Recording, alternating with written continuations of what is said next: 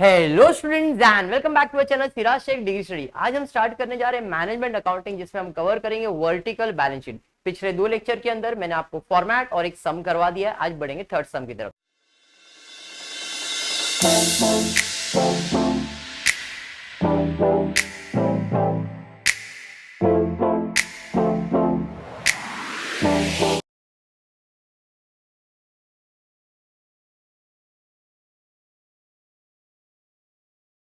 In the previous lecture मैंने आपको vertical format करवा दिया था बैलेंस शीट।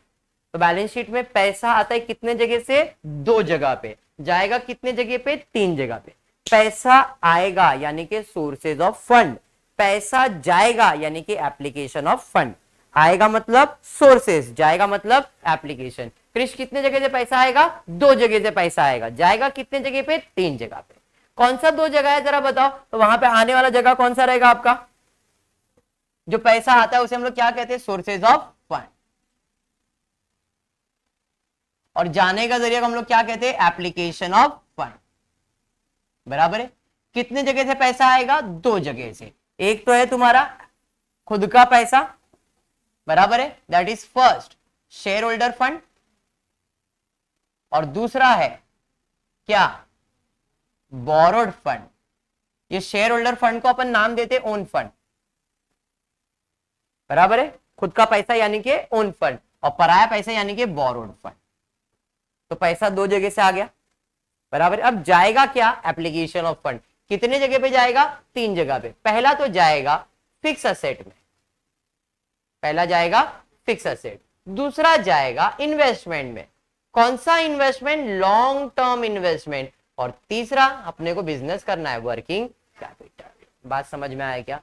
तो आपको करना क्या है? आपको क्वेश्चन दिया है, आपको क्वेश्चन में सिर्फ मार्किंग करना है कौन सा चीज किधर जाएगा। ओन फंड में जाएगा क्या? बोरोड फंड में जाएगा क्या? फिक्स असेट में जाएगा क्या? इन्वेस्टमेंट में जाएगा क्या? Working capital. वर्किंग कैपिटल के अंदर दो चीजें, current assets and current liabilities. What is current asset? Short term assets. Fix asset मतलब लॉन्ग टर्म होता है, शॉर्ट टर्म है तो करंट असेट है। 11th स्टैंडर्ड में आपने ये किया। देखते हैं आपका क्वेश्चन क्या है। Following is a balance sheet. Following is a balances as on 31st of March 2014 in the books of account of Ratnagiri Mango Product Limited. You are required to prepare vertical balance sheet from the financial analysis for the same. इतना सा balance sheet दिया है, अपने को proper vertical format में करना है। तो एक एक करके मार्किंग करेंगे कि कौन सा चीज किधर जाएगा। टीडीएस स्टाफ सैलरी, इसका मतलब क्या है? Tax deducted at source. TDS का फुल फॉर्म बताया, टैक्स डिडक्टेड एट सोर्स। तो ये होता क्या है? मेरे कंपनी में बहुत सारे वर्कर काम करते, एम्प्लॉय वर्कर काम करते। तो मैंने बोला तेरा पगार 50,000, तेरा पगार 40,000, तेरा पगार 20,000, सबका अलग अलग पगार है। लेकिन इस पगार में से मैं टीडीएस टैक्स डिडक्ट करता हूं, ये बोल के कि भाई ये तुम्हारा जमा हो रहा है, फ्यूचर में हम क्या करेंगे? आपको रिफंड करेंगे। तो इसका मतलब बिजनेस के पॉइंट ऑफ व्यू से सोचोगे तो ये पराया धन है, किसी और को देने का है। पराया धन मतलब लायबिलिटीज। अब ये लायबिलिटीज फिक्स लायबिलिटीज है कि करंट लायबिलिटीज? तो मैं ऐसे बोलूंगा करंट लायबिलिटीज है। स्टाफ का पगार ज्यादा टाइम तक जमा थोड़ी कर सकते अपन, भाई महीने महीने देना पड़ेगा, 2 महीने में 3 महीने में रिटर्न करना पड़ेगा। बात समझ में आ गया? टीडीएस मंथली जाता है, इसलिए अपन क्या करेंगे? मंथली रिफंड करना है। तो ये अपने लिए क्या बन जाएगा? Current liabilities. तो यहाँ पे हम लोग लिखेंगे CL, करंट लायबिलिटीज। समझ में आया क्या? क्लियर है? पक्का समझ में आया? नहीं विजिबल है तो नॉर्मल कर देता हूं मैं से। चलिए ठीक है, यहां पे लिख देता हूं करंट लायबिलिटीज CL। बेटर? चलिए ठीक है। Share issue expenses. Sir share issue expense कभी असेट हो ही नहीं सकता है। बैलेंस शीट में दो ही चीज हो सकता है, असेट या तो liability. Share issue expense, expense क्या सर? इसे हम लोग बोगस असेट कहते हैं। क्या कहते हैं? बोगस बोले तो फिक्टिशियस असेट कहते हैं। और फिक्टिशियस असेट को खुद के पैसे से, ओन फंड में से माइनस करना है, तो इसे हम लोग कहते हैं MISC, मिसलेनियस एक्सपेंसेस। क्या कहते हैं? Miscellaneous expense. तो मैंने लिख लिया मिसलेनियस एक्सपेंस। समझ में आया?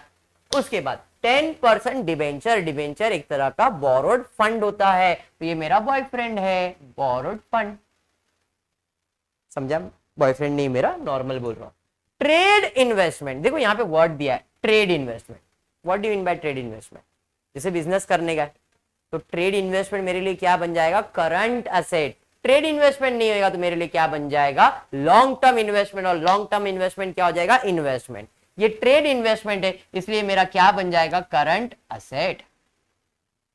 शॉर्ट टर्म, अज्यूमिंग कि मेरा शॉर्ट टर्म है। उसके बाद creditors, current liabilities. Plant and machinery, fix asset. Call in arrear minus करेंगे शेयर होल्डर फंड में, या तो माइनस करेंगे इक्विटी शेयर कैपिटल में से। समझ में आया क्या?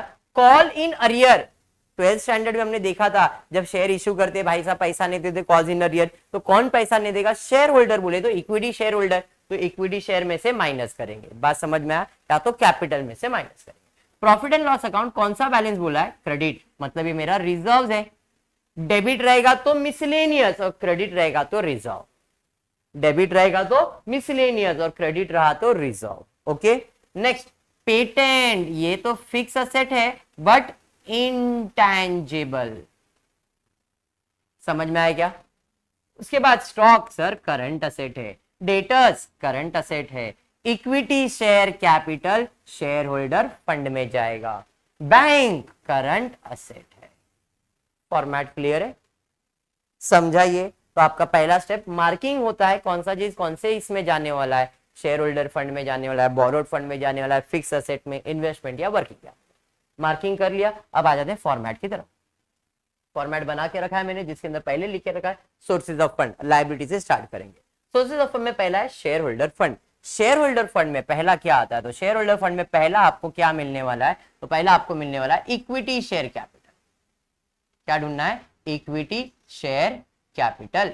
देखो क्वेश्चन में इक्विटी शेयर कैपिटल दिया है क्या, हाँ सर इक्विटी शेयर कैपिटल दिया है। देख सकते हो आपने इक्विटी शेयर कैपिटल दिया हुआ है, कहां पे, इक्विटी शेयर कैपिटल कितना दिया है, 5 लाख। तो भाई कौन से कॉलम में लिखेंगे, फर्स्ट कॉलम में 5 लाख। इक्विटी शेयर कैपिटल में माइनस करेंगे कॉल्स इन अरियर है तो माइनस कॉल इन अरियर। कितना कॉल्स इन अरियर है देखो जरा, तो यहां पे कॉल्स इन अरियर आपको दिया हुआ है, कॉल्स इन अरियर दिया हुआ है 10,000, बराबर है। तो यहां पे कॉल्स इन अरियर आ जाएगा 10,000। बात समझा? क्लियर है? माइनस करेंगे तो जो अमाउंट आएगा इसे मैं कहूंगा total equity share capital. 5 lakh में 10,000 माइनस हो जाएगा 4,90,000, ये आ जाएगा सेकेंड कॉलम में 4,90,000। इसमें कुछ डाउट? पक्का डन, 100%। बढ़ेंगे आगे। इक्विटी शेयर कैपिटल के अंदर सेकेंड चीज होता है रिजर्व्स एंड सरप्लस। ये आपका सेकेंड हेडिंग है, रिजर्व्स एंड सरप्लस। एक शेयर होल्डर फंड यानी कि ओन फंड, आप इसे शेयर होल्डर फंड कहो या तो ओन फंड कहो, चलेगा। ओन फंड के अंदर share holder fund, reserve, surplus तीनों को ऐड करेंगे तो ओन फंड मिल जाता है। Okay, reserves and surplus. Reserves and surplus में क्या है जरा चेक करते, कोई रिजर्व सरप्लस है क्या अपने पास? Reserve surplus profit and loss है रिजर्व्स में, एक ही अकेला है। तो भाई रिजर्व्स एंड सरप्लस में प्रॉफिट एंड लॉस है, तो अंडरलाइन कर दो प्रॉफिट एंड लॉस अकाउंट। देखते हैं अमाउंट कितना दिया उसका, तो शेयर होल्डर फंड का अमाउंट दिया आपको 3,85,000, बराबर है। यहाँ पे आ जाएगा 3 लाख। अब ये कौन से कॉलम में जाएगा, डायरेक्टली सेकंड कॉलम में, क्योंकि एक अकेला अमाउंट है ये और इसी का टोटल है। अगर वैरायटीज होता तो आप लोग इधर तीनों लिखते, उसका टोटल आउटर कॉलम में डाल देते। उसके बाद क्या है देखो टीनू, रिजर्व्स के बाद हमको हेडिंग जो आता है, थर्ड हेडिंग आता है, जिसे हम कहते हैं माइनस मिसलेनियस एक्सपेंसेस, बराबर है। तो मिसलेनियस एक्सपेंसेस में देखते कौन से मिसलेनियस एक्सपेंसेस हमारे पास है। तो यहाँ पे मिसलेनियस एक्सपेंसेस एक ही है, शेयर इश्यू एक्सपेंसेस।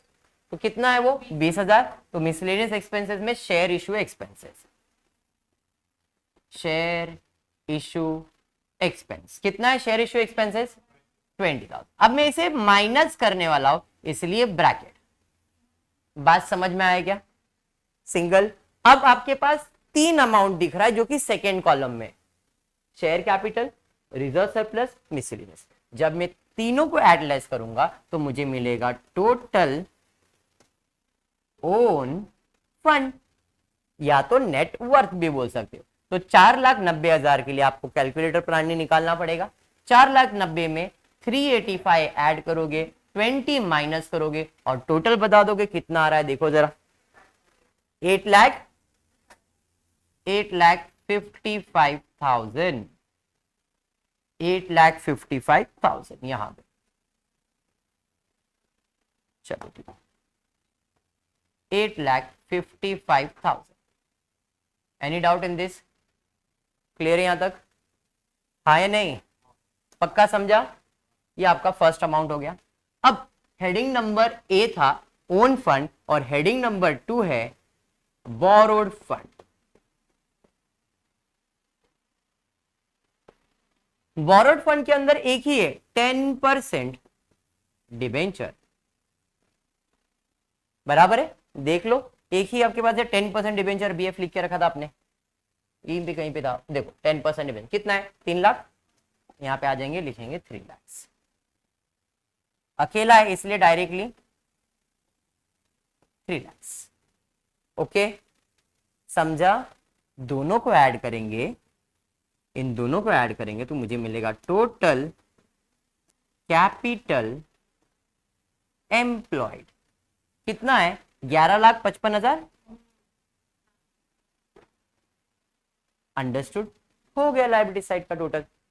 बात समझ में आया क्या? इसमें कुछ भी डाउट? पक्का क्लियर? अब ऐसे ही अपने को क्या प्रिपेयर करने का है, एप्लीकेशन, जो इसके नीचे ही कंटिन्यू होगा। इसी के नीचे लाइन है जो मैंने इधर ड्रॉ किया है, इसी के नीचे आपको कंटिन्यू करने का। क्लियर है? तो अब हेडिंग क्या लिखना है आपको, यहाँ पे हेडिंग में हमको लिखना पड़ेगा, क्या लिखोगे? Heading number 2, very good, application of fund. Application of fund के अंदर सबसे पहला आप क्या लिखोगे? तो सबसे पहला आएगा ए, फिक्स एसेट, बराबर है।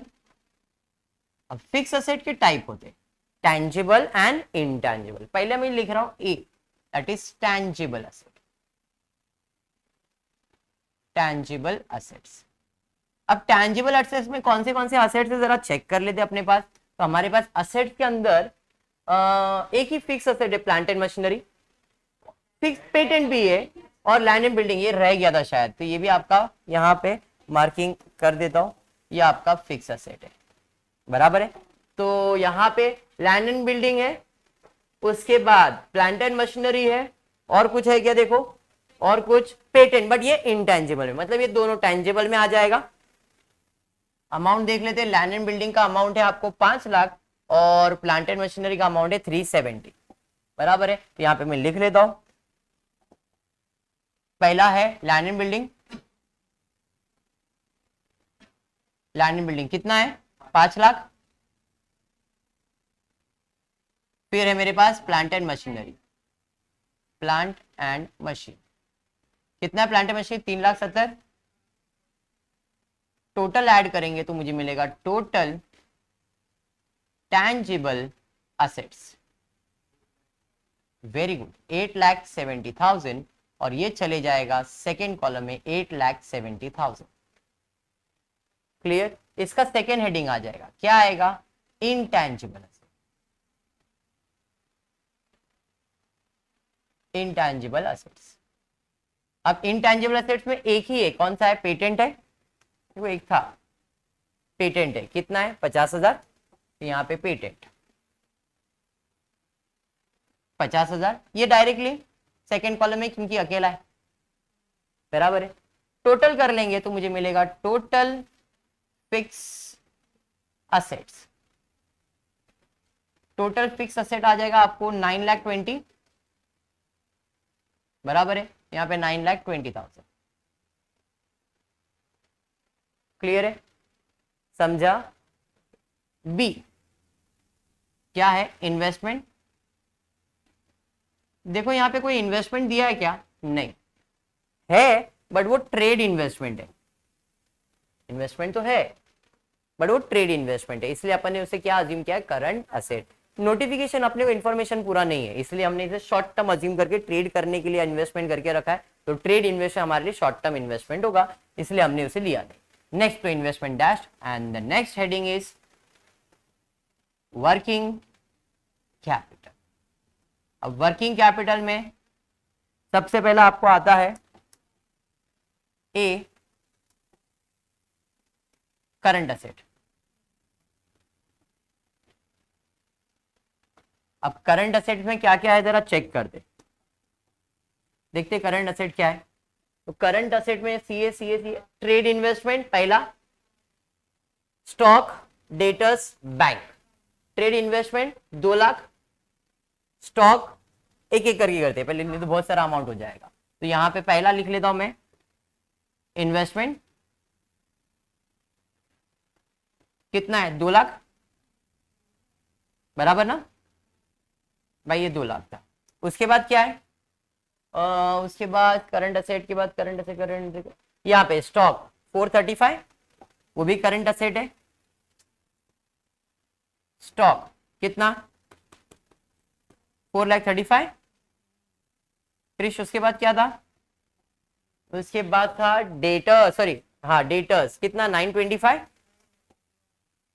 थर्ड क्या है, डेटर्स कितना 9,25,000। नेक्स्ट उसके बाद क्या है, bank balance, bank balance 4,20,000, bank balance 4,20,000, बराबर है।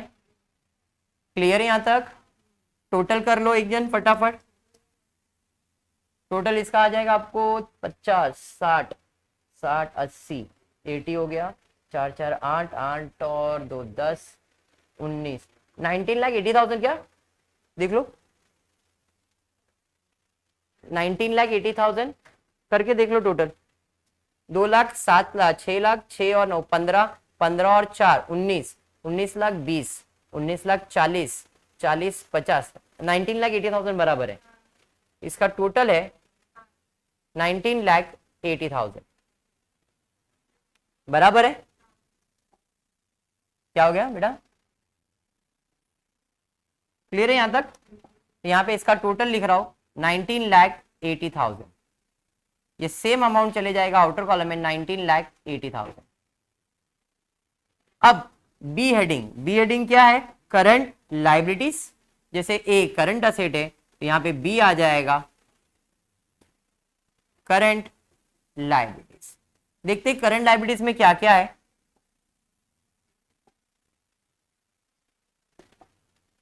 करंट लाइबिलिटीज में आपको क्या क्या दिया है देख लेते। तो करंट लाइबिलिटीज में पहला है टीडीएस, फिर करंट लाइबिलिटी में क्रेडिटर्स और कुछ भी नहीं, दो ही है करंट लाइबिलिटीज, टीडीएस और क्रेडिट। टीडीएस है 25 और क्रेडिटर्स कितना 8,80,000, बराबर। तो यहां पे पहला लिख लेता हूं मैं, टीडीएस ब्रैकेट में स्टाफ सैलरी और क्रेडिटर्स। टीडीएस कितना था 25 और staff salary 8,80,000। Current liabilities, current liabilities में देखो पहला क्या दिया आपको, तो सबसे पहला करंट लाइबिलिटीज जो आपको दिया हुआ है, करंट लाइबिलिटीज करंट टीडीएस है, क्रेडिटर्स है, बराबर है। एक छोटा सा करेक्शन करना, यहां पे जो बैंक दिया है, यहां पे जो बैंक दिया है यहां पे लिखना बैंक ओवरड्राफ्ट, करेक्शन है, और ये बन जाएगा करंट लाइबिलिटीज। अमाउंट सेम रहेगा, खाली क्वेश्चन में करेक्शन है, बैंक के जगह पे यहाँ पे बैंक ओवरड्राफ्ट है और उसे हम लोग क्या लिखेंगे, करंट लाइबिलिटीज लिखेंगे। ये आपका क्वेश्चन में करेक्शन है। चलिए ठीक है, यहां पे आ जाते हैं। तो सबसे पहला मैं लिखूंगा टीडीएस, टीडीएस ब्रैकेट में स्टाफ सैलरी। तो यहां पे स्टाफ सैलरी था 25,000 टीडीएस। उसके बाद सेकंड था क्रेडिटर्स। देखो क्वेश्चन में क्रेडिटर्स दिया है, कितना दिया है क्रेडिटर्स का अमाउंट, तो क्रेडिटर्स 8,80,000 दिया है। तो यहां पे क्रेडिटर्स 8,80,000, ये समझा। उसके अलावा और एक चीज ऐड करना यहाँ पे, बैंक ओडी कितना है 4,20,000। चलिए ठीक है, अब टोटल ले लेते हैं इसका, तो ये हो जाएगा 13,25,000, 13,25,000 आ जाएगा, 13,25,000 टोटल 13 लाख। बेटा ये बैंक ओवरड्राफ्ट है, अरे मैं बोल रहा हूं करेक्शन है, बोल रहा हूं मैं करेक्शन। चलिए ठीक है, होता है, नॉर्मल सी बात है। अब ये अमाउंट ब्रैकेट में रहेगा, क्यों? क्योंकि करंट असेट में करंट लायबिलिटीज माइनस करना होता है। ये आपका करंट असेट है, ये आपका करंट लायबिलिटीज है। 19,80,000 में 13,25,000 माइनस कर दो, देखो कितना आ रहा है, 13,25,000 हो गया। जरा ध्यान देना, एक करेक्शन है, अपन ने बैंक, मैंने करेक्शन देखा नहीं था, तो यहाँ पे जो बैंक मैंने ऐड किया है, ये जो बैंक है वो इधर टोटल में नहीं आएगा, बिकॉज वो आपका करेक्शन था और वो आपका क्या होने वाला है, बैंक ओवरड्राफ्ट जाने वाला। तो यहाँ पे आप उसको हटा दोगे, इसका टोटल भी चेंज हो जाएगा। इसमें से भी 4,20,000 माइनस कर देना। समझा ना मैंने क्या किया? क्योंकि वो करेक्शन था क्वेश्चन के अंदर, वो अपन ने देखा नहीं था और लिख दिए थे पहले ही। तो यहाँ पे अब इसका टोटल चेंज हो जाएगा, इसका टोटल ले लो, और ये तो 13,25 ही रहने वाला है।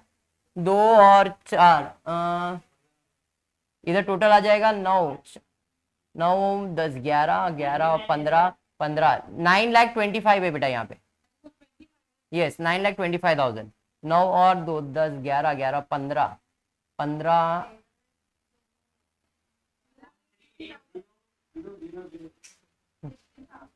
टोटल करो भाई, भाई अच्छे से टोटल कर। 9 और ये 4,35,000 है, 9 और 4, 13 इधर हो गया, प्लस 2 लाख, 15 हो गया, 15 लाख, 15,60,000 बराबर है, 15,60,000 बराबर है। ठीक है, अब ये 15,60,000 में 13,25,000 माइनस कर दो, कितना आ रहा है देखो, 15,60,000 में 13,25,000 माइनस कर दो, कितना आ रहा है, 2,35,000। परफेक्ट, इधर आ जाएगा 2,35,000। अब आपके पास देखो दो अमाउंट है, क्योंकि इन्वेस्टमेंट जो यहां पे था उसके बारे में एक्सप्लेन कर दूंगा मैं, इन्वेस्टमेंट डैश है, यहां पे आ गए। अब इन दोनों का टोटल ले लो, दोनों का टोटल ले लो, यहां पे जो टोटल आएगा, ये जो टोटल आपको आने वाला है यहां पे, वो टोटल कौन सा होगा जो आपको इधर का टोटल आया है, 9,20,000 प्लस 2,35,000, आपको आएगा 11,35,000। हाँ 55,000, 11,55,000। इसे कहते हैं टोटल कैपिटल एम्प्लॉयड। बात समझ में आया क्या? क्लियर है ये?